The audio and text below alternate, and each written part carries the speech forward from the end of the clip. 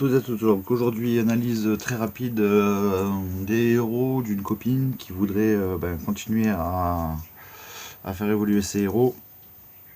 Donc on va faire ça assez rapidement. Pas forcément les comparer, mais on va parler un petit peu de ce qu'elle a là. Alors, je vais te donner un héros 5 étoiles, un 4 étoiles et un 3 étoiles à chaque fois à monter.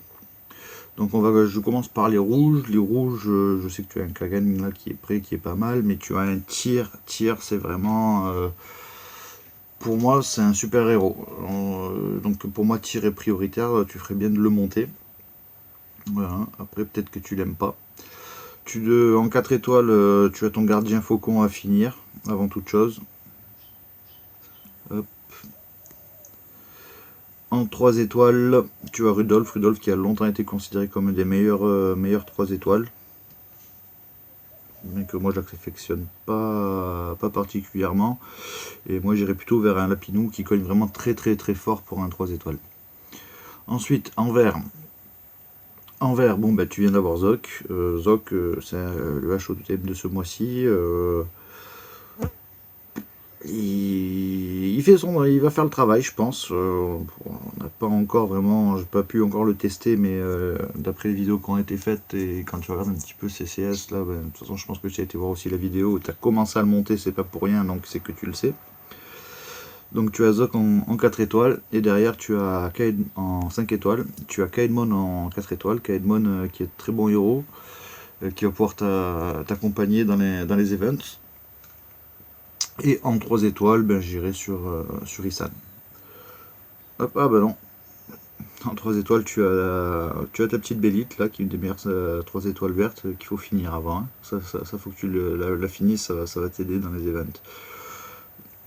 Alors, pour les bleus, tu peux en monter un. Bon, pour les bleus, tu as Mickey à finir de monter qui va énormément t'aider pour les titans.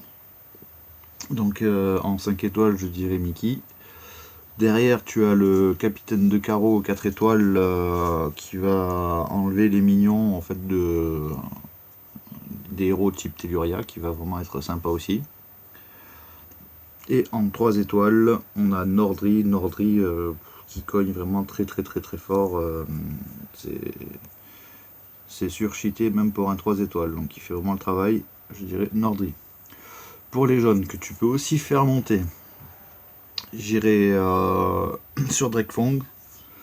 Drakefong, ça fait longtemps qu'il a fait ses preuves, c'est un héros qu'on retrouve dans tous les decks classiques, on va dire, des gros joueurs.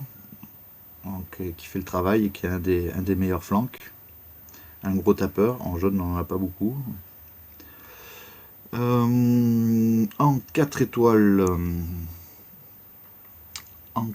jaunes, tu avais le gardien chacal à finir. Il est vraiment super important pour les titans. Donc je pense que tu le sais, pareil, il est pas loin de la fin. Donc voilà, 4 étoiles jaunes à finir.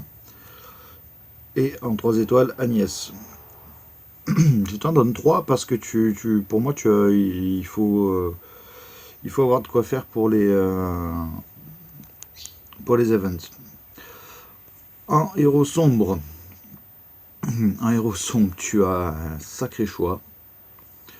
Donc il faut trancher, hein. Tu as Freya, Sechat, c'est des héros énormes.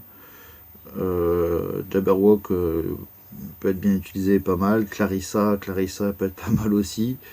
Donc je commencerai par une Freya.